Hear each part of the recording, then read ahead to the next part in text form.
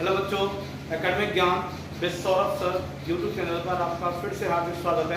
आज हम बात करने वाले हैं क्लास 9 का चैप्टर 2 जिसका टाइटल है प्योर मैटर, शुद्ध पदार्थ। अब शुद्ध पदार्थ में अपन लास्ट जो टॉपिक पढ़ा है वो पढ़ा था कॉन्सेंट्रेशन ऑफ द सॉल्यूशन, मतलब विलयन की सांद्रता, ठीक है। और उसका नियम का भी अपन ने देख लिए थे। अभी नेक्स्ट जो उसमें है वो अपन पढ़ने वाले हैं चैप्टर 2 में क्लास 9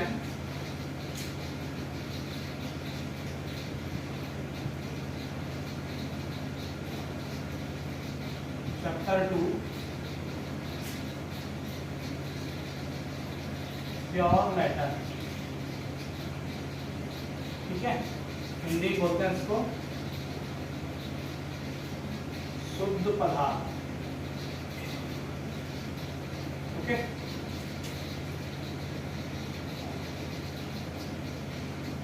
क्लास 9 साइंस, ओके। तो क्लास 9 साइंस का जो चैप्टर है प्योर मैटर, शुद्ध पदार्थ, उसमें अपन लास्ट जो टॉपिक पढ़ा है वो क्या पढ़ा था? कंसंट्रेशन ऑफ द सॉल्यूशन, विलयन की सांद्रता। अभी नेक्स्ट इसमें क्या पढ़ने वाले हैं बेटा? नेक्स्ट पढ़ेंगे,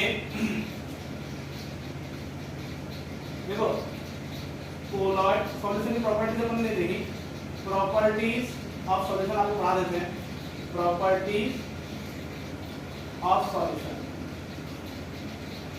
मतलब विलयन के गुण, विलयन के गुण। बेटा विलयन के गुण क्या होते हैं वो देखें। प्रॉपर्टीज ऑफ सॉल्यूशन, तो नंबर 1 प्रॉपर्टी जो होती है बेटा इसकी, देखो सॉल्यूशन हैज टिनी पार्टिकल्स, तो बहुत छोटे पार्टिकल्स होते हैं, मतलब साइज 10⁻⁹ मीटर, जिनका साइज बेटा 10⁻⁹ मीटर तक होता है, ठीक है। मतलब विलयन के कण बहुत छोटे होते हैं, बहुत छोटे होते हैं,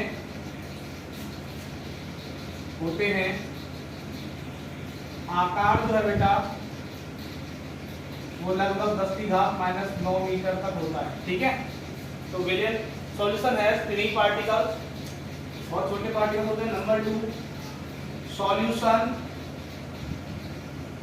solutions particles can't be seen with naked eyes, ठीक है। मतलब क्या है बेटा, जो सॉल्यूशन के पार्टिकल्स होते हैं अपन उनको नेक्ड आइज से देख नहीं सकते, मतलब नग्न आंखों से। ये वर्ड थोड़ा सा अजीब लगता है हाँ। तो विलयन के कणों को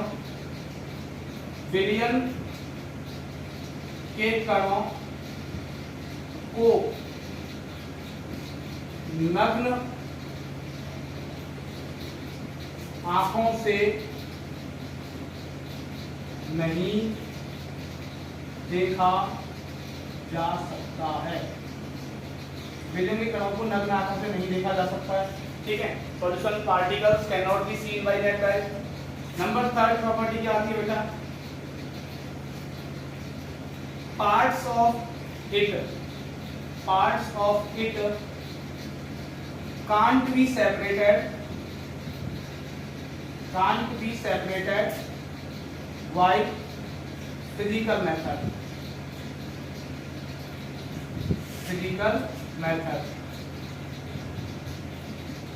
ठीक है। फिजिकल मेथड क्या होता है बेटा? जैसे कि हाथ से चुनना, हैंड पिकिंग, सीविंग, छानना, हाथ से चुनना, छानना, ये होते हैं फिजिकल मेथड। मतलब जिसमें अपन हमारा जो फिजिकल बॉडी है वो पार्टिसिपेट करे, अगर किसी एक्टिविटी करने में अगर अपन का फिजिकल बॉडी इन्वॉल्व हो रहा है, शारीरिक जो है चीजें वो काम, शारीरिक अंग जो है वो काम में आते हैं, तो उनको फिजिकल मेथड बोलते हैं।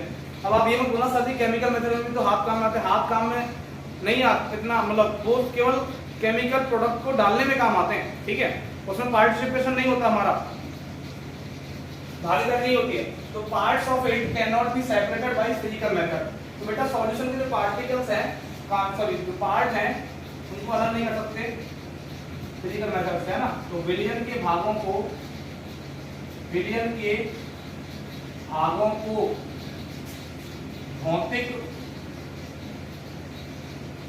भौतिक विधि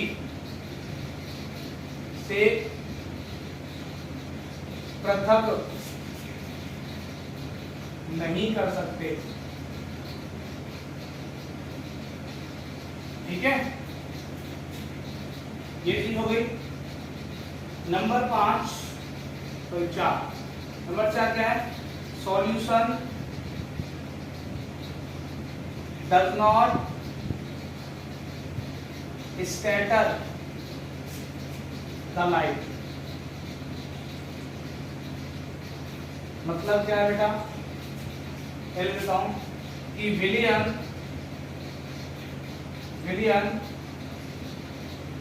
प्रकाश प्रकीर्णन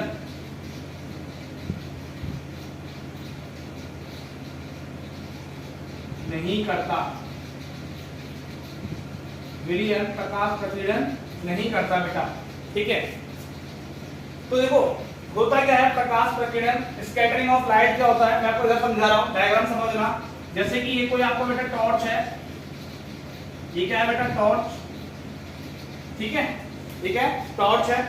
अब इस टॉर्च से बेटा लाइट निकलेगा। तो सपोज करो अगर पार्टिकल्स छोटे हैं, है ना, अगर पार्टिकल्स छोटे हैं,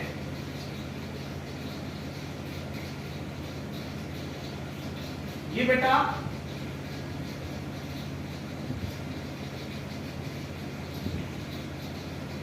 ये इसमें जो है वो सॉल्यूशन है। क्या है? सॉल्यूशन। ठीक है, विलियन है। क्या है? विलियन। अब मेरी बात समझना कि टॉर्च से जो लाइट निकलेगा ना, ये इस जो बीकर है इसमें क्या भरा हुआ है? सॉल्यूशन भरा हुआ है।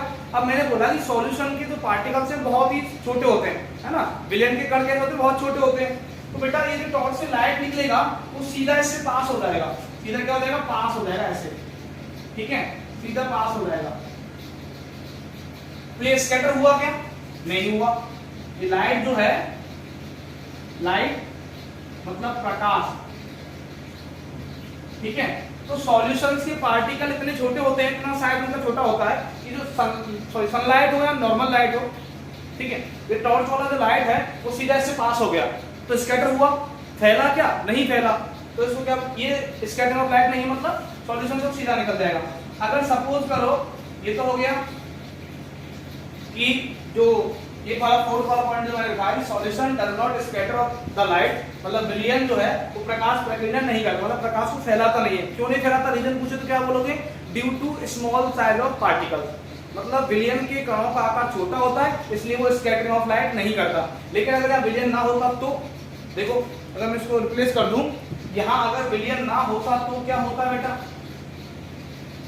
देखो अगर यहां कोई भी और चीज होती, ठीक है, जैसे ये बीकर है, अब इसमें बेटा मैंने सपोज अगर कोलॉइड भर दिया, क्या भर दिया? कोलॉइड। क्या भर दिया? कोलॉइड। ठीक है, इसको हिंदी में भी कोलॉइड बोलते हैं। कोलॉइड भर दिया, समझ में मेरी बात? ये जो बीकर है इसमें मैंने कोलॉइड भरा। अब यहां से क्या निकलेगा? लाइट, प्रकाश निकलेगा। ठीक, टॉर्च है, टॉर्च से क्या निकलेगा? प्रकाश निकलेगा। हिंदी में कितना समझते हो गए आप? टॉर्च है, अब इससे प्रकाश निकलेगा। तो बेटा ये क्या है? कोलॉइड है, सॉल्यूशन नहीं है। सॉल्यूशन के पार्टिकल छोटे थे, देखो यहाँ पार्टिकल बहुत बड़े हो गए, मतलब कणों का आकार बढ़ गया। अब कणों का आकार बढ़ेगा तो ये जो सनलाइट है, सॉरी टॉर्च का लाइट है, बेटा ऐसे जाके ऐसे हो जाएगा, ऐसे जाके ऐसे हो जाएगा, ऐसे जाके ऐसे हो जाएगा। एक और निकाल दूं मैं, ऐसे हो जाएगा। तो ये सनलाइट, सॉरी टॉर्च का लाइट है वो ऐसे हो गया। ठीक है, यहां से निकला और ऐसे हो गया। देखो ये हो गया स्कैटरिंग, इसको बोलते हैं स्कैटरिंग। क्या बोलते हैं? स्कैटरिंग, हिंदी में प्रकीर्णन। तो सिंपल सा डेफिनेशन है बेटा स्कैटरिंग ऑफ लाइट का कि if light collision with particles and become scatter, मतलब फैल जाती है। अगर प्रकाश कणों से टकराकर फैल जाता है तो यह घटना प्रकाश प्रकीर्णन कहलाती है। यहाँ से टॉर्च का लाइट गया, कोलॉइड के पार्टिकल से टकराया और टकराने के बाद क्या होगा, स्कैटर होगा, स्प्रेड होगा, फैल गया, और फैलने की जो इवेंट है उसी को होता है स्कैटरिंग ऑफ लाइट। ये जो बेटा इवेंट है उसे क्या बोलेंगे, स्कैटरिंग ऑफ लाइट। ठीक है, ये जो इवेंट है उसे क्या बोलेंगे, स्कैटरिंग ऑफ लाइट। प्रकाश प्रकीर्णन। ठीक है, अगर सनलाइट, सॉरी नॉर्मल लाइट या सनलाइट और टॉर्च का लाइट कोलॉइड के पार्टिकल से टकराया, कोलॉइड के पार्टिकल का साइज क्या था, मोर देन सॉलिड था, सॉल्यूशन के पार्टिकल के साइज से कोलॉइड के पार्टिकल का साइज बड़ा था, तो दैट्स व्हाई जो टॉर्च का लाइट आया वो कोलॉइड के पार्टिकल से कोलिजन किया, टकराया, टकराने के बाद वो स्प्रेड ओवर हो गया, मतलब फैल गया, तो यही इवेंट क्या होती है, स्कैटरिंग ऑफ लाइट। तो डेफिनेशन क्या है बेटा स्कैटरिंग ऑफ लाइट का, कि if light collision with the particles of any matter and become spread is called scattering of light। अगर कोई भी प्रकाश किसी भी प्रकार के द्रव्य से टकरा करके फैल जाता है तो यह घटना प्रकाश प्रकीर्णन कहलाती है। तो यह बेटा स्कैटरिंग ऑफ लाइट का डायग्राम, समझा। यहाँ कोलॉइड है, कोलॉइड अपन पढ़ाने वाले भी नेक्स्ट। तो अपन दोबारा अगर टैली करें, देखो सॉल्यूशन की प्रॉपर्टीज को, विलयन के गुणों को, तो फर्स्ट क्या है कि solution has fine particle size 10 to power -9 metre, कि विलयन के कण बहुत छोटे होते हैं, आकार 10 और -9 मीटर होता है। Solution particle can not be seen by night eyes, विलयन के कणों को नग्न आंखों से देखा नहीं जा सकता, बिना चश्मे या बिना माइक्रोस्कोप के, बिना सूक्ष्मदर्शी के। Parts of it can not be separated by physical method, विलयन के भागों को भौतिक विधि से पृथक नहीं कर सकते। ठीक है, नंबर 4 क्या है, solution does not scatter the light, कि विलयन जो है प्रकाश प्रकीर्णन नहीं करता। ठीक है, पहला प्रॉपर्टी क्या बोला कि विलयन के कण बहुत छोटे होते हैं, लगभग 10 की घात -9 मीटर का साइज होता है, 10 टू पावर -9 मीटर। सेकंड क्या पढ़ा कि सॉल्यूशन के पार्टिकल्स हैं उनको अपन नेक्ड आई से सीन नहीं कर सकते। नंबर 3 क्या, मतलब नग्न आंखों से नहीं देख सकते, मतलब किससे देखना पड़ेगा, माइक्रोस्कोप से, सूक्ष्मदर्शी से। नंबर 3 क्या पढ़ा, नंबर 3 पढ़ा कि सॉल्यूशंस के पार्ट को, जो भी पार्ट है क्या, सॉल्यूट एंड सॉल्वेंट, विलेय और विलायक, उनको अपन फिजिकल मेथड से सेपरेट नहीं कर सकते, भौतिक विधि से अलग नहीं कर सकते। नंबर 4 क्या पढ़ा, सॉल्यूशन जो होता है वो does not scatter the light, प्रकाश प्रकीर्णन नहीं दर्शाता है विलयन। जैसे मैंने बताया जब यहाँ सॉल्यूशन था तो ये स्कैटर नहीं हुआ, अब यहाँ कोलॉइड आ गया तो स्कैटर होगा। कोलॉइड के पार्टिकल का साइज बड़ा होता है, कोलॉइड के कणों का आकार बड़ा होता है, इसलिए प्रकाश आया, टकराया और टकरा के फैल गया, तो उसको बोलते हैं प्रकाश प्रकीर्णन। मतलब प्रकाश का आना, आके फैल जाना, क्या होता है, प्रकाश प्रकीर्णन। आप एक बार देख लें इसको, यहाँ स्क्रीनशॉट ले लें, हैंडराइटिंग थोड़ा ऐसा ही है बेटा। नेक्स्ट देखें,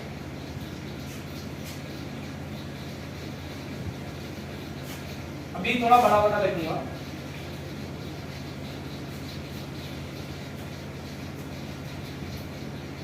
नेक्स्ट देखो बेटा, अपन पढ़ने वाले हैं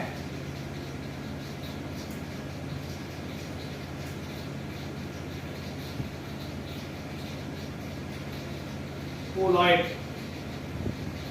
या फिर इसको बेटा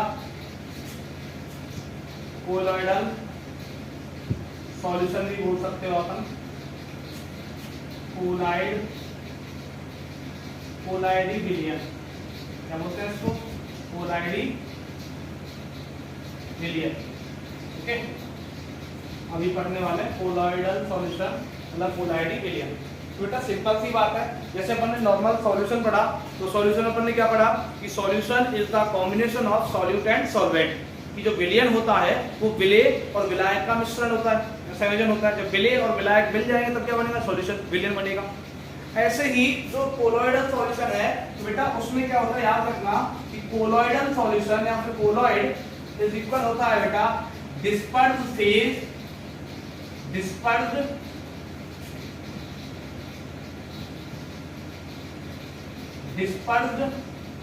phase and dispersing medium.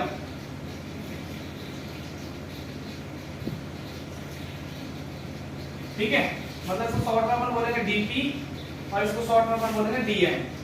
Okay, deputy minister या डिस्ट्रिक्ट मिनिस्टर नहीं है। Disperse phase DP and dispersing medium DM. तो बेटा कोलॉइड जो होता है वो disperse phase and dispersing medium का क्या होता है, कॉम्बिनेशन होता है। जब बेटा डिस्पर्स फेज और डिस्पर्सिंग मीडियम कंबाइन होते हैं तब क्या बनता है, कोलॉइड बनता है। ठीक है, डिस्पर्स जो फेज होता है उसको बोलते हैं बेटा हिंदी में परक्षिप्त प्रावस्था, परक्षिप्त प्रावस्था। ओके, और डिस्पर्सिंग मीडियम को बोलते हैं बेटा प्रक्षेपण माध्यम, प्रक्षेपण माध्यम। तो याद रखना बेटा कि कोलॉइड जो होता है वो डिस्पर्स फेज, परक्षिप्त प्रावस्था और डिस्पर्सिंग मीडियम प्रक्षेपण माध्यम से मिलकर बनता है। ठीक है, डिस्पर्स फेज, परक्षिप्त प्रावस्था और डिस्पर्सिंग मीडियम प्रक्षेपण माध्यम दोनों का कॉम्बिनेशन है, दोनों का संयोजन क्या कहलाता है, कोलॉइड कोलाइडी विलयन कहलाता है। ओके, अभी देखो इसमें कुछ कॉमन एग्जांपल अपन पढ़ने वाले हैं। पहले से प्रॉपर्टी देख लेते हैं। देखें प्रॉपर्टी, देखने समझ आया कि क्या होता है, disperse phase and dispersing medium का कॉम्बिनेशन कोलॉइड होता है। ठीक है, हिंदी में बोला कि परक्षिप्त प्रावस्था एवं प्रक्षेपण माध्यम का संयोजन कोलॉइड कहलाता है। अब प्रॉपर्टीज देखें इसकी, और बड़ा देखते हैं और बड़ा प्रॉपर्टीज, गुण, गुण देखें बेटा इसके। तो गुण क्या है, देखो number 1, it's particle size, it's particle size is more than solution, कि इसके बेटा कणों का आकार जो होता है वो सॉल्यूशन मतलब विलयन से बड़ा होता है। ठीक है, it's particle size is more than solution. Number 2, its particle can be seen by naked eyes. ठीक है, ओके, मतलब इसके पार्टिकल को अपन नेट आई से सीन कर सकते हैं। Number 3, it's part can't be separated by physical method. इसमें ये प्रॉपर्टी कॉमन है कि इसके पार्ट्स को फिजिकल मेथड से सेपरेट अपन नहीं कर सकते। Number 4, it scatter the light, ये लाइट को स्कैटर कर देता है। ठीक है, सुना बेटा, कि जो कोलॉइड होता है उसके पार्टिकल का साइज मोर देन सॉल्यूशन होता है। ठीक है, मतलब जो कोलॉइड है उसके जो पार्टिकल्स हैं, कण जो हैं, उनका आकार विलयन के कणों के आकार से बड़ा होता है। तो जाहिर सी बात है कि स्कैटरिंग ऑफ लाइट करेगा, मतलब प्रकाश को प्रकीर्णन करेगा कौन, कोलॉइड। नंबर 2 है, it's particle can be seen by naked eye. अब सॉल्यूशन के पार्टिकल से साइज बड़ा है तो अपन नेक्ड आई से सीन कर सकते हैं, मतलब कोलॉइड के कणों को नग्न आंखों से देखा जा सकता है। Number 3, it's part can't be separated by physical method, मतलब इतने बड़े भी नहीं है कि अपन क्या है कि इसके पार्ट्स को, इसके घटकों को भौतिक विधियों से अलग कर सके, ऐसा नहीं होगा इसमें, और सॉल्यूशन में भी नहीं होता। इट्स स्कैटर द लाइट, और ये जो कोलॉइड है वो प्रकाश को प्रकीर्णित करता है, मतलब scattering of light event show करता है। ठीक है, जैसे मैंने अभी लास्ट डायग्राम बताया कि जब भी टॉर्च का लाइट उसमें कोलॉइड में पड़ता है तो कोलॉइड उसको स्प्रेड ओवर कर देता है, जिसको स्कैटरिंग ऑफ लाइट बोला जाता है। और बेटा इसमें एक स्टार पॉइंट याद रखना कि scattering of light, scattering of light मतलब प्रकाश का फैलना इन द कोलॉइड, कोलॉइड में, और कोलॉइड में बेटा प्रकाश फैलता है। इट इज नोन, इसको जाना जाता है, इट इज नोन, इसको जाना जाता है एज के रूप में, किसके रूप में बेटा, टिंडल इफेक्ट, टिंडल इफेक्ट। बेटा स्कैटरिंग ऑफ लाइट का ही नाम टिंडल इफेक्ट होता है, बट वो कोलॉइड में होता है। ठीक है, जब बेटा स्कैटरिंग ऑफ लाइट का जो इवेंट है वो कोलॉइड शो करता है तो उसको क्या बोला जाता है? टिंडल इफेक्ट बोला जाता है। अगर कोलॉइडी विलयन के द्वारा प्रकाश को प्रकीर्णित किया जाता है तो यह घटना टिंडल प्रभाव कहलाती है। ठीक, अगर scattering of light particular colloid के थ्रू हो रहा है तो उसको टिंडल इफेक्ट बोला जाता है। ठीक है ना? एक बार दोबारा क्लियर करना है कि colloids particle size is more than solution. Colloid के कणों का आकार ग्रेन के कणों के आकार से ज्यादा होता है। It's particle can be seen by naked eye. Colloid के कणों को नग्न आंखों से देखा जा सकता है। It's part can not be separated by physical method. इसके भागों को भौतिक विधियों से अलग नहीं किया जा सकता। इट स्कैटर द लाइट, यह प्रकाश को प्रकीर्णित करता है। और बेटा स्कैटरिंग ऑफ लाइट जो कोलॉइड में होती है उसको क्या बोलते हैं? Tyndall effect. एक बार देख लें। और कोलॉइड क्या होता है? डिस्पर्स फेज और डिस्पर्सिंग मीडियम का कॉम्बिनेशन होता है। प्रक्षेपण प्रावस्था और प्रक्षेपण माध्यम को मिलाने से क्या बनता है? कोलॉइड बनता है। इसके समझ लें आप। नेक्स्ट देखिए बेटा, अब इसमें कुछ एक बेटा एनसीईआरटी में एक चार्ट दिया हुआ है कॉमन एग्जांपल ऑफ कोलॉइड करके, कि कोलॉइड के कुछ सामान्य उदाहरण करके। उसमें देखना बेटा डिस्पर्स फेज और डिस्पर्सिंग मीडियम, ऐसे वाले कॉलम बने हुए मैं बताता हूँ क्या क्या है, समझना बेटा। वो चार्ट याद रखने का तरीका समझना। देखो इसमें टाइप्स ऑफ कोलॉइड अपन पढ़ने वाले हैं। वो एनसीईआरटी चार्ट क्या है बेटा? वो बोलता है कोलॉइड्स टाइप्स को मैं बोल रहा हूँ, कोलॉइड्स टाइप। ठीक है, और चार्ट से ही मैं एक्सप्लेन करूंगा आपको। कोलॉइड के प्रकार। ठीक है, आप थोड़ा सा ठीक से देखना और कॉन्सेंट्रेट करना। कोलॉइड्स टाइप, कोलॉइड के प्रकार। अब इसमें देखो मैं समझा रहा हूं आपको पता है क्या होगा? पहला नंबर 1 पॉइंट कि बेटा ध्यान देगा मैं, डीपी मतलब क्या होता है? Disperse phase. आप हिंदी वाले इंग्लिश वाले जानते हैं डिस्पर्स फेज बोलते हैं, मतलब प्रक्षिप्त प्रावस्था, प्रक्षिप्त प्रावस्था, डिस्पर्स फेज। ठीक है, याद रखना बेटा कि इंग्लिश मीडियम वाले याद रखना DP4 डिस्पर्स फेज। ठीक है, डिस्पर्स फेज, प्रक्षिप्त प्रावस्था। नंबर 2 DM मतलब डिस्पर्सिंग मीडियम, और हिंदी वाले याद रखना प्रक्षेपण माध्यम। ठीक है, अब बेटा समझना, आपने चैप्टर 1 में क्या पढ़ा था?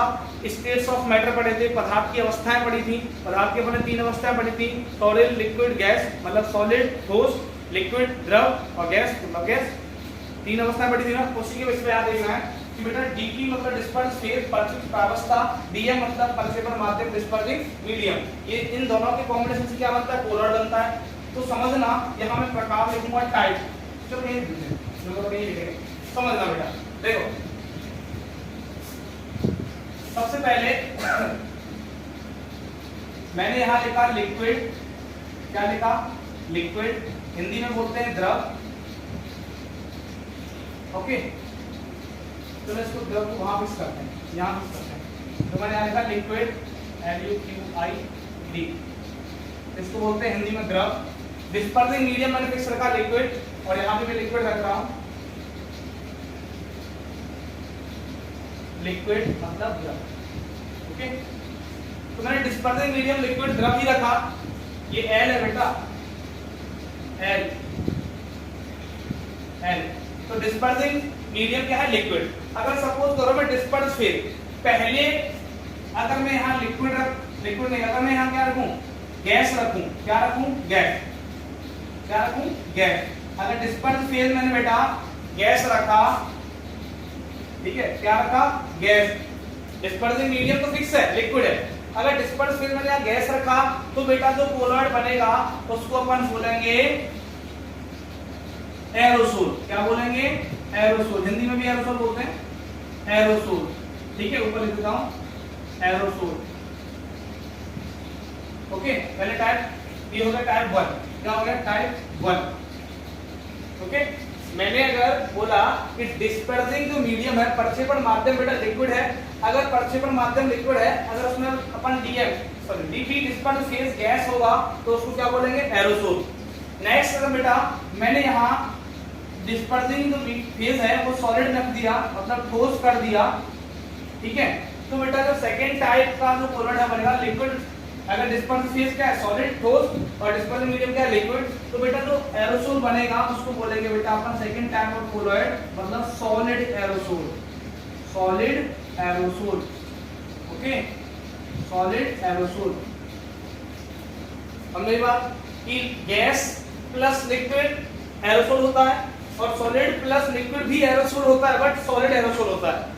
बुक में ओनली एरोसोल लिखा हुआ है, लेकिन उसको मैं बोल रहा हूँ सॉलिड एरोसोल डिफरेंशिएट करने के लिए। तो बेटा याद रखना कि जो आगे वाला ये लेटर है सॉलिड, ये सॉलिड एरोसोल में वो किसको डिनोट कर रहा है, डिस्पर्सिंग फेज को, डिस्पर्सिंग फेज को। तो परिचित प्रावस्था जो होती है सॉलिड एरोसोल में, ठोस एरोसोल में, वो क्या होती है, ठोस ही होती है, ठीक है, ओके। ये हो गए दो टाइप के कोलोइड हो गए। नेक्स्ट अपन बात करें,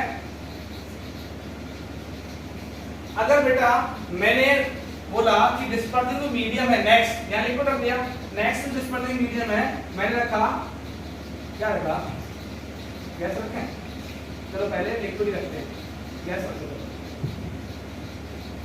गैस, क्या रखा, गैस और गैस, हिंदी में गैस बोलेंगे, गैस और गैस, ठीक है। अब मैंने यहाँ जो है BM dispersing phase, dispersing medium, परिक्षेपण माध्यम क्या था, गैस और गैस। अब देखो डीपी को चेंज करते हैं, देखो डिस्पर्सिंग फेज को चेंज करते हैं। अगर बेटा मैंने डिस्पर्स फेज, समझना, पहले लिया लिक्विड, क्या लिया, लिक्विड, क्या लिया, लिक्विड।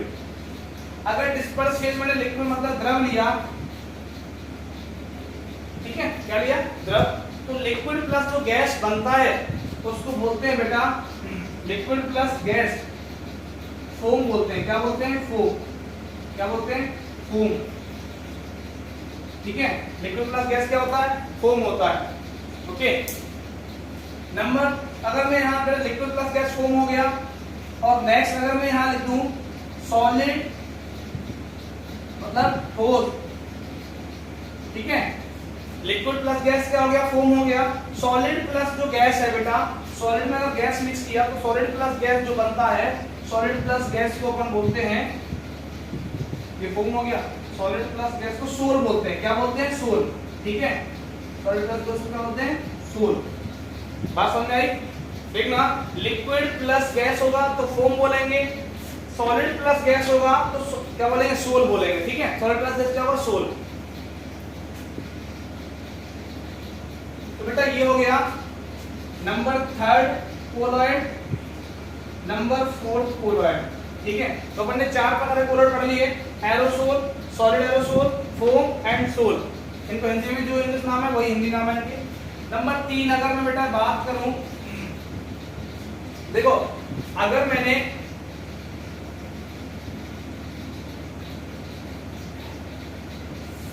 नेक्स्ट जो है यहां रखा सॉलिड, सॉलिड, दो वाले, तीन वाले, सॉलिड और सॉलिड, ज्यादा लिखेगा क्या, ठोस और ठोस, समझना बेटा। अगर अब मैंने डिस्पर्स फेज क्या रखा, सॉलिड और सॉलिड रखा, ठीक है, और डिस्पर्सिंग फेज में चेंज कर रहा हूं, देखना डिस्पर्सिंग मीडियम फिक्स है, सॉलिड सॉलिड। अगर मैं डिस्पर्स फेज यहां रखूं बेटा, क्या रखूं, पहले रखते हैं गैस को, हो गया, नहीं हुआ, गैस, क्या रखें, गैस। तो गैस प्लस सॉलिड जो बनता है बेटा, गैस प्लस सॉलिड जो बनता है मतलब क्या बोलते हैं, उसको भी फोम बोलते हैं, क्या बोलते हैं, फोम, ठीक है। गैस प्लस सॉलिड जो बनता है उसको भी क्या बोलते हैं, फॉर्म बोलते हैं, ठीक है। नेक्स्ट जो है सॉलिड है, डिस्पर्सिंग मीडियम, तो लेकिन अगर यहाँ गैस की जगह मैं रख दूं लिक्विड, क्या रख दूं, लिक्विड, क्या रख दूं, लिक्विड, मतलब द्रव, ठीक है। तो लिक्विड प्लस सॉलिड जो बनता है बेटा, लिक्विड प्लस सॉलिड जो बनता है तो क्या बनता है आपका, गैस प्लस सॉलिड क्या होगा, फोम हो गया। अब लिक्विड प्लस सॉलिड होता है, उसमें इमल्सन होता है, फोम होता है, एरोसोल होता है, और क्या होता है उसमें एक रह गया ये बेटा, लिक्विड प्लस सॉलिड बनता है आपका aerosol, solid aerosol, foam, sol and क्या बोलते हैं इसको, इमल्सन तो लिक्विड प्लस लिक्विड होता है। इसको एक मिनट देखते हैं।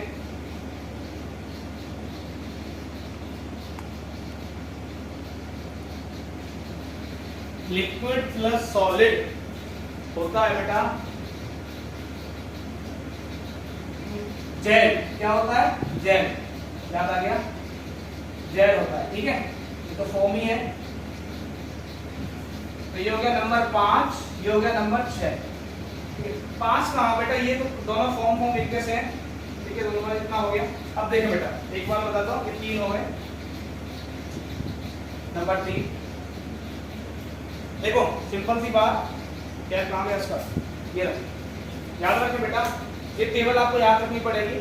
कैसे आता क्वेश्चन, आपसे क्वेश्चन आएगा कि write 2 example of aerosol, write 2 example of solid aerosol, write 2 example of foam, write example of sol, write example of foam, write example of gel, gel sorry. अब बेटा एक लास्ट रह गया है, बताता हूँ उसको, यही बताता हूँ। देखो याद रखना बेटा, गैस अगर डिस्पर्सिंग फेज गैस है आपका और डिस्पर्सिंग मीडियम लिक्विड है तो उसको क्या बोलते हैं, एरोसोल। अगर बेटा आपका सॉलिड डिस्पर्सिंग फेज है और लिक्विड आपका डिस्पर्सिंग मीडियम है तो उसको क्या बोलते हैं, सॉलिड एरोसोल, ठीक है, मतलब हिंदी में ठोस एरोसोल। अगर बेटा आपका डिस्पर्सिंग जो फेज है वो लिक्विड द्रव है और डिस्पर्सिंग मीडियम बेटा आपका गैस है तो उसको क्या बोलते हैं, फोम बोलते हैं। अगर बेटा डिस्पर्सिंग फेज जो है सॉलिड है, ठोस, और डिस्पर्सिंग मीडियम आपका गैस ही है तो उसको क्या बोलते हैं, सोल, ठीक है, ऐसे याद रखना होता है। अब इनके एग्जांपल बेटा मैं लिखा रहा हूँ, वैसे ये बेटा टेबल दे रखी है, एनसीईआरटी बुक टेबल है बेटा, ये बुक टेबल है जिसका नंबर है टेबल नंबर 2.1 है, शायद टेबल नंबर 2.1 है, क्लियर नहीं, 2.1 है टेबल है, तो उसमें आप देख लेना बेटा, एनसीईआरटी बुक में टेबल नंबर 2.1 है, उसको देख लेना, उससे याद रखना है, ठीक है। तो ये बेटा कोलोइड के टाइप है, एरोसोल, ये दोनों एरोसोल को एक माने तो बेटा एक ही पार्ट हो गया, एरोसोल, फोम, इन दोनों फोम को एक मानेंगे, सोल और जेल। नेक्स्ट बचता है बेटा, इरेज कर रहा हूं, इसकी लेना। नेक्स्ट क्या होता है, लास्ट रहेगा बेटा इमल्सन।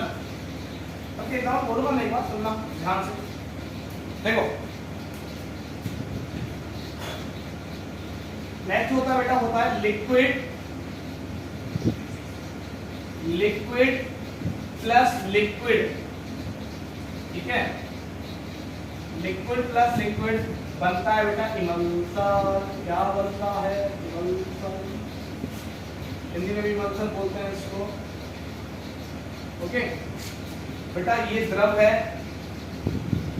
ये भी द्रव है, तो द्रव में द्रव का क्या बनता है, इमल्सन बनता है। पहला वाला जो होता है वो हमेशा बेटा परिचित प्रावस्था होती है, क्या होती है, परिचित प्रावस्था, ओके। दूसरा वाला जो होता है वो परिक्षेपण माध्यम होता है, क्या होता है, परिक्षेपण माध्यम, ओके। अब इंग्लिश में बात देखें कि परिचित प्रावस्था को इंग्लिश में क्या होता है, डीटी डिस्पर्स फेज, और परिक्षेपण माध्यम क्या होता है, डीएम डिस्पर्सिंग मीडियम, ठीक है। तो बेटा डिस्पर्सिंग जो फेज है उसका जो अमाउंट है वो लेस अमाउंट होता है, क्या होता है, लेस अमाउंट, मतलब कम मात्रा होती है, ओके। और डिस्पर्सिंग, जैसे कि एक मिनट सुनना, कंपेरिजन कराता हूँ, जैसे कि सॉल्यूशन में पहला सॉल्यूट होता है, दूसरा सॉल्वेंट होता है, और सॉल्यूट का अमाउंट कम होता है, सॉल्वेंट का ज्यादा होता है। सेम ऐसे ही बेटा कोलॉइड में जो डिस्पर्स फेज है, परिचित प्रावस्था है, उसकी मात्रा कम होती है, और परिक्षेपण माध्यम डिस्पर्सिंग मीडियम जो होता है उसकी मात्रा बेटा हाई होती है, ज्यादा होती है, ठीक है। जैसे सॉल्यूशन है, ऐसे इसमें कंपेरिजन कर लेना, ज्यादा मात्रा, तो बेटा डिस्पर्स फेज की अमाउंट कम होती है, डिस्पर्सिंग मीडियम की अमाउंट ज्यादा होती है। तो लिक्विड डिस्पर्स फेज होगा और लिक्विड अगर डिस्पर्स मीडियम होगा तो उसको क्या बोलते हैं बेटा, इमल्सन बोलते हैं। क्या बोलते हैं, इमल्सन। अब इसमें एग्जांपल क्या आते हैं बेटा इमल्सन में, मिल्क क्या आता है, मिल्क तो बोलो बेटा, हम बोलो तो हां पे मिल्क आता है। क्या आता है, मिल्क। सबसे अच्छा एग्जांपल रखना मिल्क, दूध। और फेस क्रीम, फेस क्रीम, ठीक है, fair and lovely, fair and handsome, वही है। तो बेटा इमल्सन का एग्जांपल क्या होता है, उदाहरण इमल्सन का मिल्क, दूध और फेस क्रीम, ठीक है। ओके, लिक्विड प्लस लिक्विड क्या बनता है, इमल्सन। अगर डिस्पर्स फेज भी लिक्विड है, डिस्पर्स मीडियम भी लिक्विड है तो क्या बनेगा, इमल्सन बनेगा। इमल्सन के एग्जांपल मैंने आपको बताया मिल्क और फेस क्रीम। ये भी बेटा मैं देखो एग्जांपल बता देता हूं, टाइप सॉरी। और लिक्विड जो डिस्पर्स फेज है उसको क्या बोलते हैं, परिचित प्रावस्था। डिस्पर्सिंग मीडियम को परिचय माध्यम। डिस्पर्स फेज का अमाउंट कम होता है, डिस्पर्स मीडियम का अमाउंट हाई होता है, ठीक है। अब देखो मैंने जो मोस्ट टाइप बताए हैं बेटा, तो ये सबको लिख देता हूं इस बार, आप याद रख लेना। फॉरवर्ड के टाइप देखो, राइट से लिखते हैं। फॉरवर्ड के टाइप में देखो, नंबर 1 बोला मैंने एरोसोल। क्या बोला, एरोसोल, ठीक है। नंबर 2 बोला बेटा मैंने फोम। क्या बोला, फोम। नंबर 3 बोला इमल्सन। क्या बोला, इमल्सन। नंबर 4 बोला सोल और नंबर 5 बोला जेल, ठीक है। ये होते हैं, इनको हिंदी में भी यही नाम बोलते हैं बेटा।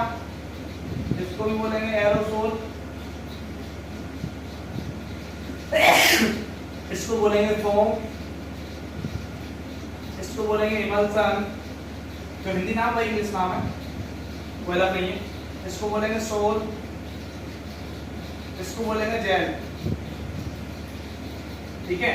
तो बेटा याद रखना ये मेनली 5 टाइप्स के कोलॉइड होते हैं, एरोसोल, ठीक है, इमल्सन, फोम, सोल और जेल, ठीक है। मैं एग्जांपल बताता हूं साइड में। देखो एरोसोल के एग्जांपल में बेटा, एरोसोल के एग्जांपल क्या आते हैं, देखो एरोसोल में आता है एक तो स्मोक, जो कि सॉलिड एरोसोल का एग्जांपल है, स्मोक। उसके बाद मिस्ट मतलब धुंध, ठीक है। स्मोक को धुआं बोलते हैं और मिस्ट को धुंध बोलते हैं, दोनों में अंतर है बेटा। और फॉग क्या आता है, फॉग, कोहरा, ठीक है। तो बेटा एरोसोल में क्या आता है, स्मोक, मिस्ट और फॉग, कोहरा, ठीक है। नंबर फोम में एग्जांपल में क्या आता है बेटा, फोम में एग्जांपल में आता है आपका शेविंग क्रीम। क्या आता है, शेविंग क्रीम, ठीक है, शेविंग क्रीम। और बेटा फोम भी 2 टाइप का होता है। ये शेविंग क्रीम बेटा उसमें आएगा जिसमें लिक्विड प्लस गैस होगा, है ना। और शेविंग क्रीम और नेक्स्ट बेटा फोम में एग्जांपल आता है स्पंज। क्या आता है, स्पंज, इसको हिंदी में स्पंज बोलते हैं।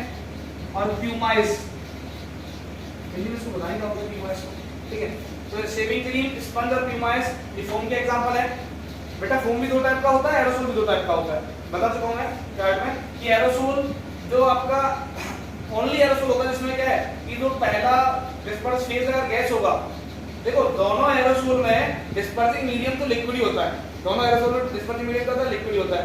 लेकिन अगर डिस्पर्स फेज गैस है एरोसोल में तो उसका एग्जांपल होगा बेटा स्मोक, क्या होगा, फॉग होगा। क्या होगा, फॉग।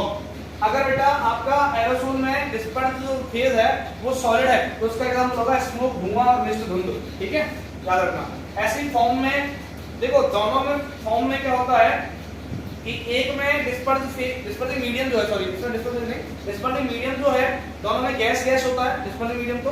लेकिन अगर यहाँ लिक्विड आ गया डिस्पर्स फेज में तो उसका एग्जांपल होगा बेटा शेविंग क्रीम। और अगर डिस्पर्स फेज में आपका सॉलिड आ गया तो उसका एग्जांपल होगा स्पंज और प्यूमाइस। आप इमल्सन की बात करें दोनों लिक्विड ही होते हैं और इसका एग्जांपल मैंने बताया अभी मिल्क, दूध और फेस क्रीम, ठीक है, फेस क्रीम, ये चल रहा है बेटा, एग्जांपल चल रहा है। नेक्स्ट सोल का एग्जांपल होता है बेटा, सोल का एग्जांपल इसमें मैं बताऊं, सोल का एग्जांपल मुझे याद नहीं आ रहा। सोल का एग्जांपल जेल का होता है, जेल का तो जेल ही होता है, जैसे कि कोई भी जेल हो, एयर जेल हो, एयर जेल हो या कोई भी जेल हो, ठीक है। और सोल का एग्जांपल रबर होता है, क्या रबर उसमें भी आ जाएगा बेटा, फोम में भी आ जाएगा रबर, तो सोल का एग्जांपल क्या होगा, रबर ही होता है मेरे हिसाब से। सोल का एग्जांपल बेटा आप देख लेना वहाँ बुक में, याद नहीं आ रहा मुझे। तो एरोसोल, फोम, इमल्सन, सोल और जेल, ये बेटा कोलॉइड के टाइप होते हैं, इनके एग्जांपल याद रखना, एग्जाम में पूछे जाते हैं, ठीक है। मैंने कोलॉइड की प्रॉपर्टी बता दी आपको, कोलॉइड का जो चार्ट है एनसीईआरटी बुक टेबल नंबर 2.1, सारणी जो 2.1 का उसमें दे रखा है, आप याद रख लेना, ठीक है। नेक्स्ट इसमें जो है difference between compound and mixture वो बताने वाला हूँ, वो लास्ट टॉपिक है चैप्टर का, इसको आप देख लें एक बार, स्क्रीनशॉट ले लें। ये बेटा सोल वाला एग्जांपल बुक में से देख लेना, ठीक है, मुझे याद नहीं आ रहा, इरेज करें, देखें।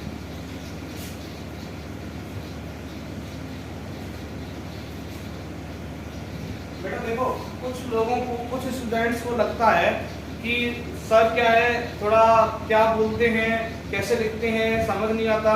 देखो अगर आप रेगुलरली कॉन्सेंट्रेटेड माइंड से क्लास लोगे तो पक्का समझ में आएगा, ठीक है। कॉन्सेंट्रेटेड माइंड से, अगर आपका देखो माइंड अगर एक्सटेंड हुआ तो कोई गारंटी नहीं समझ में आएगा। कॉन्सेंट्रेटेड माइंड से आप रहोगे, एक्टिव देखोगे, ठीक से समझोगे, हर चीज को बारीकी से देखोगे, तो बेटा वीडियोस को थोड़ा क्वालिटी में देखा करो। क्वालिटी मतलब अबव द 480, 480 वाली क्वालिटी से ज्यादा पर देखा करो, अच्छा दिखेगा, ठीक है, और आप समझ पाओगे। और बिल्कुल एकांत में बैठ के एक नोटबुक लेके बैठा करो और तब पढ़ा करो। अब देखें नेक्स्ट हम पढ़ने वाले हैं डिफरेंस बिटवीन कंपाउंड एंड वो कंपाउंड हो गया कंपाउंड मिक्सचर। यहाँ है कंपाउंड, फर्स्ट कॉलम में लिखा कंपाउंड, सेकेंड कॉलम में लिखा मिक्सचर,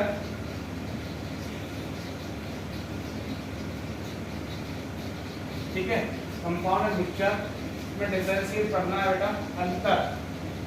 अब सुनना बेटा, कंपाउंड को हिंदी बोलते हैं यौगिक, यौगिक, और मिक्सचर को बोलते हैं बेटा मिश्रण, ठीक है। कंपाउंड को बोलते हैं यौगिक और मिक्सचर को बोलते हैं मिश्रण। इसमें डिफरेंशिएशन अंतर क्या होता है, नंबर 1 पहला, कंपाउंड जो होता है it is combination of ions, okay, in depth in fix ratio, fix ratio. Hindi में यौगिक, यौगिक आयनों का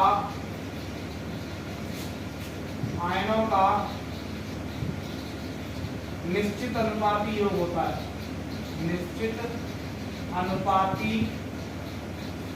योग होता है बेटा, योग होता है। जो बेटा आयन होता है वो निश्चित, यौगिक जो होता है वो निश्चित अनुपाती आयनों का योग होता है, ठीक है। It is combination of ions in fix ratio. And mixture जो होता है बेटा,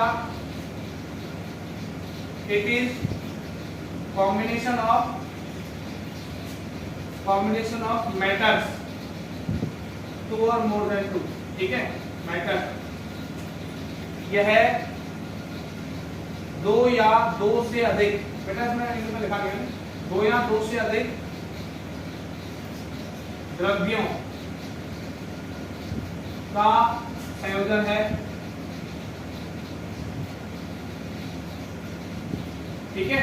तो जो बेटा मिक्सचर होता है वो 2 और मोर देन 2 मेटल्स का कॉम्बिनेशन होता है, इसमें कोई रेशियो फिक्स नहीं होता मिक्सचर में। बट जो कंपाउंड होता है वो फिक्स कॉम्बिनेशन है रेशियो में इसका आयंस का, इसमें आयन कंबाइन होते हैं कंपाउंड में, जबकि मिक्सचर में मैटर कंबाइन होते हैं, ठीक है। नंबर 2 डिफरेंस,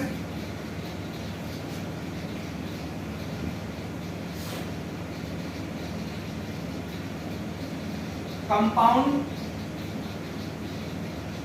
लगाओ, इट हैज फॉर्मूला इसका सूत्र होता है, इसका सूत्र होता है, ठीक है, but it has not formula, इसका नहीं होता क्या सूत्र, इसका सूत्र नहीं होता बेटा, मिक्सचर का कोई सूत्र नहीं होता मिश्रण का, जबकि कंपाउंड का होता है, ठीक है, okay. Number 3, its part separated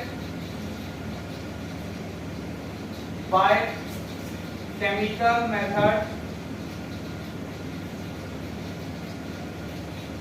ठीक है, इसके अंगों को रासायनिक विधि से पृथक किया जाता है, ठीक है। तो बेटा जो केमिकल मेथड से इसको पार्ट सेपरेट करना हो कंपाउंड के पार्ट को, बट इसको अपन फिजिकल मेथड से भी कर सकते हैं। It's part separated by both, दोनों से कर सकते हैं both, ठीक है। इसके अंगों को फिजिकल और केमिकल दोनों में से कर सकते हैं, दोनों विधियों से पृथक कर सकते हैं, दोनों विधि से पृथक कर सकते हैं, ठीक है बेटा। जो मिक्सचर है उसके पार्ट्स को अपन दोनों मेथड से फिजिकल और केमिकल से सेपरेट कर सकते हैं, बट कंपाउंड के पार्ट्स को अपन को सेपरेट करना होगा ओनली केमिकल मेथड से, ठीक है। तो यौगिक के घटकों को रासायनिक विधि से अलग किया जाता है, लेकिन मिश्रण घटकों को दोनों विधियों से किसी से भी अलग किया जा सकता है। नंबर 4 बेटा एग्जांपल देख लो, कंपाउंड एग्जांपल जैसे देखो HCl हाइड्रोक्लोरिक एसिड, HCl इसको हिंदी में दोनों बोलते हैं हाइड्रोक्लोरिक एसिड, ठीक है। नेक्स्ट मैंने बोला NH3 अमोनिया, ठीक है। तो देखो जैसे कि HCl बनाने के लिए एक H लेना पड़ेगा, एक Cl लेना पड़ेगा, नाइट्रोजन अमोनिया बनाने के लिए एक नाइट्रोजन लेना पड़ेगा और 3 हाइड्रोजन लेने पड़ेंगे। तो कंपाउंड बनाने के लिए बेटा फिक्स रेशियो होता है आयंस का। अब इसमें एग्जांपल देखें, मैंने बोला oil plus water plus liquid, liquid क्या ऑयल, ये हो गया बेटा मिक्सचर, क्या हो गया मिक्सचर। अब मिश्रण क्या लिया, मिट्टी प्लस पानी प्लस तेल, तो क्या बनेगा बेटा मिश्रण बनेगा। अब इसका सूत्र है क्या, नहीं है, तो मिट्टी प्लस पानी प्लस तेल बराबर मिश्रण बन गया। तो उसमें कोई फॉर्मूला नहीं होता, इसमें फॉर्मूला होता है, ये डिफरेंस होता है, इसके साथ लेना चैप्टर के साथ कंप्लीट होता है, ठीक है। ये कुछ पॉइंट्स है एलिमेंट्स के बारे में बताने वाले हैं।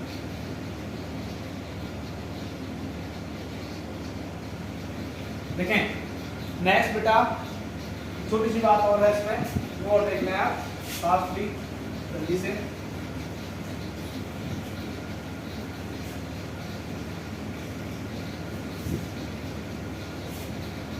देखो इसको हम राइट से बताते हैं, मैं यही समझाता हूं इसको।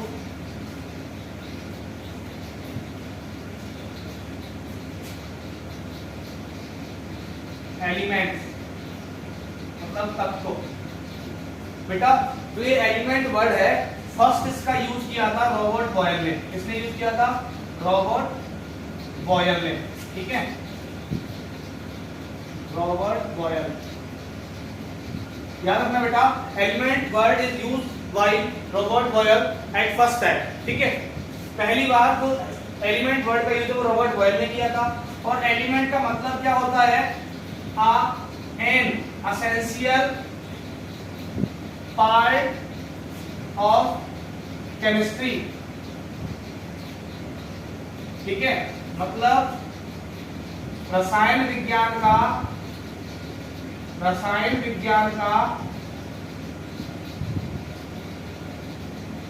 एक अभिन्न अंग तत्व कहलाता है। तो बेटा रसायन विज्ञान का जो इंपॉर्टेंट या एसेंशियल पार्ट होता है वो क्या होता है, एलिमेंट होता है। और एलिमेंट वर्ड को यूज किसने किया था, रॉबर्ट बॉयल ने किया था इन 1665 में 1665 में रॉबर्ट बॉयल ने एलिमेंट वर्ड का यूज किया था। नेक्स्ट बेटा जो टोटल एलिमेंट्स हैं, टोटल नंबर, कुल संख्या कितनी होती है, 119 119 होती है, जिनमें से बेटा मेजॉरिटी जो एलिमेंट है 92 एलिमेंट्स वो नेचुरल है, क्या है, नेचुरल, प्राकृतिक, ठीक है। तो 92 तब तो प्राकृतिक है और बचा कितना बेटा 27 बेटा 27 जो एलिमेंट्स हैं वो क्या है, मैनमेड, यहाँ बोल सकते आर्टिफिशियल, मानव निर्मित है, मानव निर्मित। बेटा 27 तत्व तो मानव निर्मित है और बेटा 92 तत्व क्या है, प्राकृतिक है, ठीक है। तो टोटल नंबर जो है, कुल संख्या जो है 119 होती है, इसमें से 92 एलिमेंट 92 तत्व नेचुरल होते हैं और 27 तत्व क्या होते हैं, मैनमेड होते हैं।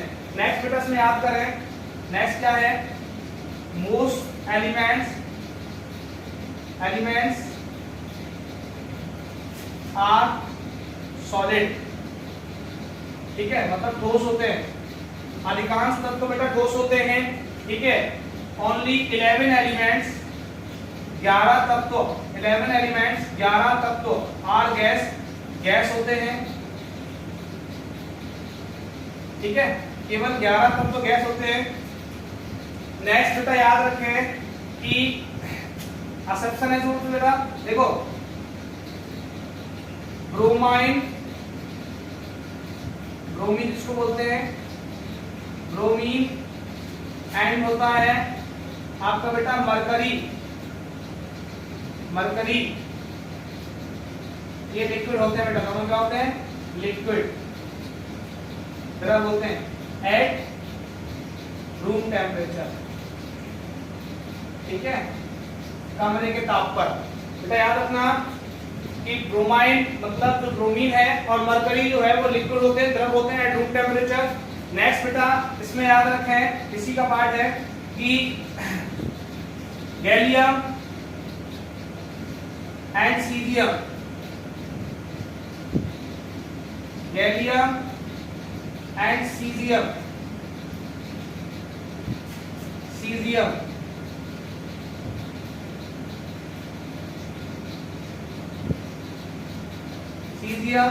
ये बेटा लिक्विड होते हैं, द्रव होते हैं, लेकिन above room temperature, above 25 degree Celsius, ठीक है। तो सुनना बेटा, एक बार मैं रिपीट करता हूँ फास्टली। एलिमेंट जो वर्ड है, तब तो जो शब्द है वो पहली बार रॉबर्ट बॉयल ने 1665 में यूज किया था, ठीक है। रॉबर्ट बॉयल ने पहली बार 1665 में तत्व शब्द का प्रयोग किया, ठीक है। फिर एलिमेंट वर्ड का डेफिनेशन क्या होता है, an essential part of chemistry, रसायन विज्ञान का एक अभिन्न भाग या अभिन्न अंग एलिमेंट तत्व कहलाता है। नेक्स्ट टोटल नंबर, कुल संख्या तत्वों की 119 होती है, जिनमें से 92 एलिमेंट्स क्या होते हैं, नेचुरल होते हैं, 27 एलिमेंट्स मैनमेड होते हैं, कि 92 तत्व प्राकृतिक होते हैं और बेटा 27 तत्व मानव निर्मित होते हैं। इनमें से most of the elements are solid, अधिकांश तत्व ठोस होते हैं, 11 एलिमेंट्स 11 तत्व गैस होते हैं, ठीक है। और जो कुछ अपवाद है मैंने बता दिए, ब्रोमीन और मरकरी, Br और Hg मरकरी लिक्विड होते हैं रूम टेम्परेचर पर। बेटा रूम टेम्परेचर का वैल्यू 25 डिग्री सेल्सियस होता है, कमरे के ताप का मान 25 डिग्री सेल्सियस होता है, ठीक है। गैलियम Ga और सीजियम Cs ये दोनों लिक्विड होते हैं, बट अब रूम टेम्परेचर 25 से ज्यादा टेम्परेचर होगा, ठीक है, तो ये गैलियम और सीजियम भी लिक्विड होते हैं, है ना। और 11 एलिमेंट क्या होते हैं, गैस होते हैं बेटा, fluorine, chlorine, bromine, iodine, oxygen वगैरह, ठीक है। ये था एलिमेंट वाला पार्ट, ये देखना बेटा, ठीक है। और बेटा एक चीज और बता दो आपको कि प्योर मेटल जो होता है, प्योर मेटल की बात मैंने नहीं बताई, प्योर मेटल जो होता है बेटा उसके दो पार्ट होते हैं, पहला तो होता है एलिमेंट ठीक है। और दूसरा होता है कंपाउंड। क्या होता है? कंपाउंड, है ना। तो शुद्ध पदार्थ जो होता है बेटा, उसके दो अंग होते हैं, एक तो तत्व और दूसरा बेटा यौगिक। शुद्ध पदार्थ के दो अंग होते हैं, पहला होता है क्या? एलिमेंट, दूसरा होता है कंपाउंड। ठीक है, एक बार आप देख लें ठीक से।